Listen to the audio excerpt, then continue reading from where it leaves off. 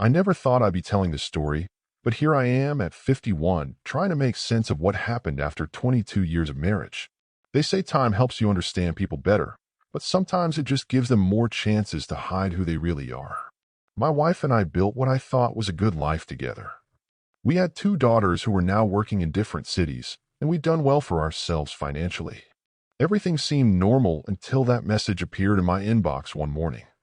The message was from someone called Michael. "I need to speak with you about something important. It's about your wife." I almost deleted it thinking it was spam, but something made me pause. Still, I ignored it for a week until another message came. "I know this seems strange, but please, I really need to talk to you." I called my wife right away. She answered normally, talking about her day at the office. I wanted to ask if she knew anyone named Michael, but held back. After so many years together, I usually shared everything with her, but this time felt different. I messaged Michael back, "Who are you?" His response came quickly, "I'm someone who knew your wife from her previous workplace. I need to meet you in person to discuss something important." He looked younger than my wife in his profile picture, which made me uneasy. We agreed to meet at a coffee shop downtown.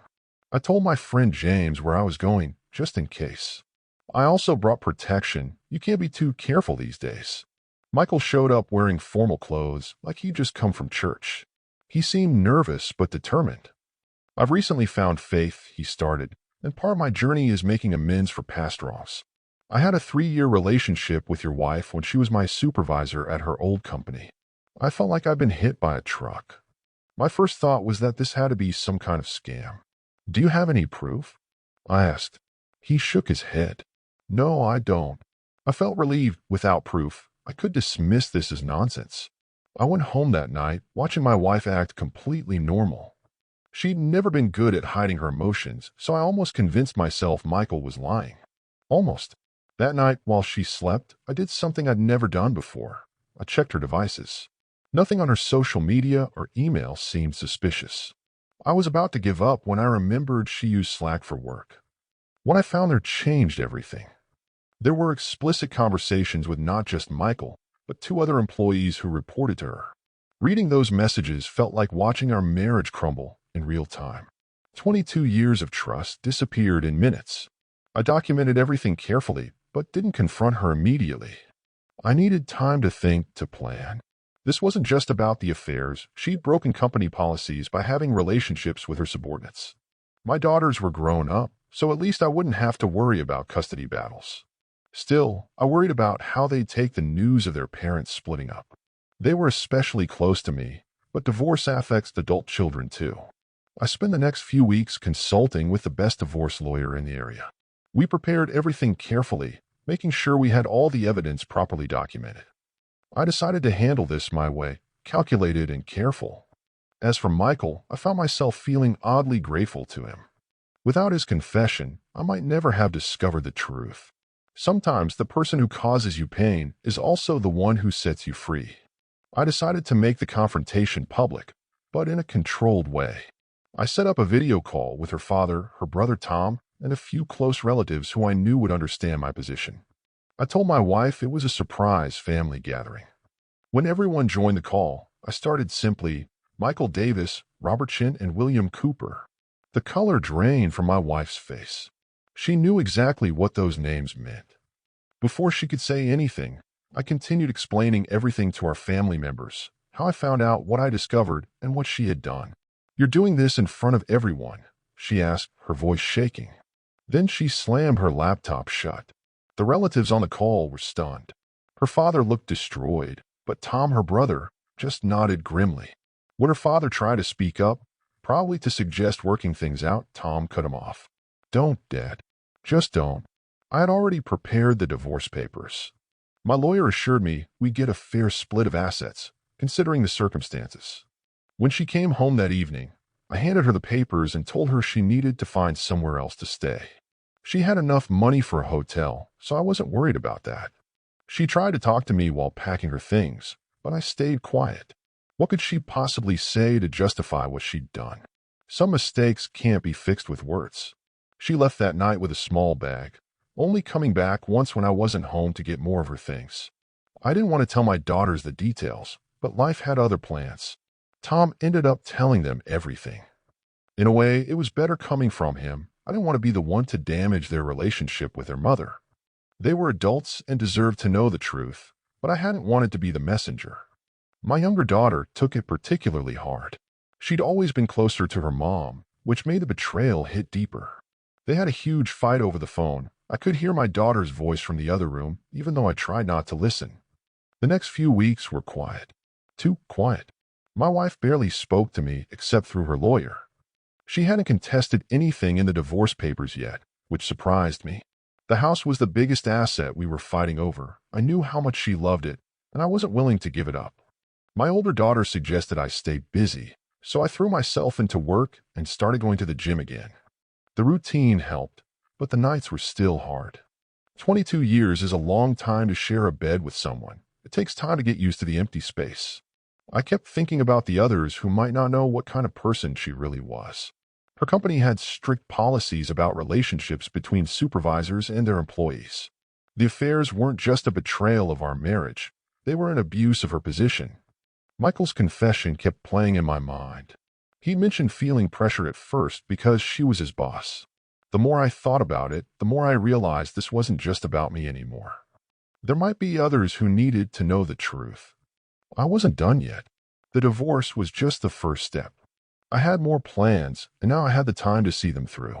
Sometimes the best revenge isn't quick and dramatic. It's patient and precise. The funny thing about betrayal is that it teaches you a lot about yourself.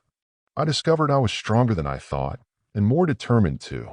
My wife was about to learn that actions have consequences, and some consequences take time to unfold. The divorce moved faster than I expected. My lawyer pushed hard, and surprisingly, my wife started giving in to our demands. She even agreed to let me keep the house, which seemed out of character for her. I found out why when my friend James told me about a conversation he overheard. My younger daughter had confronted her mother at a local cafe.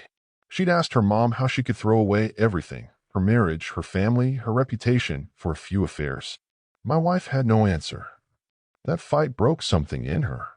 She stopped fighting the divorce terms after that. But I wasn't finished. I had one more move to make, and I waited until the divorce was final before making it. Timing matters when you're serving justice. I contacted Michael again. Remember how you came clean to me because it was the right thing to do? Well, there's something else you need to do. I explained how my wife had pressured him when he was her employee, how what she did wasn't just morally wrong but against company policy. She's still doing it, I told him. There are at least 2 other employees she's involved with right now. If nobody speaks up, she'll keep doing this. I knew I was manipulating him a bit, but everything I said was true. Michael agreed to report everything to the company's HR department. I helped him write the email, making sure to mention the other 2 employees I knew about. The company took it seriously. They had to. 3 relationships with subordinates was a pattern they couldn't ignore. They put her on suspension while they investigated. It didn't take long. The evidence was clear. The messages I'd found on Slack were just the tip of the iceberg. Once people started talking, more stories came out. She lost her executive position. The company couldn't risk keeping someone with her history in management. Her reputation in the industry was ruined. The word got around. It always does in corporate circles. My daughters still talk to their mother, but things aren't the same. My older daughter told me she still loves her mom but doesn't respect her anymore. The younger one is trying to forgive her, but it's taking time. I never asked them to take sides. They made their own choices based on the truth. As for me, I'm doing better than I expected. The house feels different now, emptier, but also cleaner somehow, like after a storm passes. I started dating again recently. Nothing serious, just coffee and conversation. It's strange how life goes on, even after you think it stopped. Some people told me I went too far, that I should have just divorced her and moved on. But I believe people need to face the consequences of their actions. She didn't just betray me. She abused her position and hurt others. Sometimes justice needs a little push. My wife lost everything. Her marriage, her job, her reputation, even her relationship with her daughters. But she did it to herself, one bad decision at a time. I just made sure everyone saw who she really was. The funny thing is, I'm actually grateful to Michael now. His guilty conscience started all this. but it also set me free. Sometimes the truth hurts, but living a lie hurts more. I still think about those 22 years sometimes. They weren't all bad. We had good times, raised two amazing daughters, built a life together. But now I know that a marriage isn't just about the good times. It's about trust, respect, and loyalty. Once those are gone, all the good memories in the world can't bring them back. Last week, I ran into my wife's brother Tom at the grocery store. He gave me a hug and said, "You did the right thing." That's all I needed to hear. Life goes on, and so do I. Thank you for watching. If you enjoyed this story, please hit that subscribe button. Don't forget to give it a thumbs up and share it with friends or family who might enjoy it too. Your support means a lot. And if you have any thoughts, questions, or story ideas, drop them in the comments below. I'd love to hear from you. See you in the next story.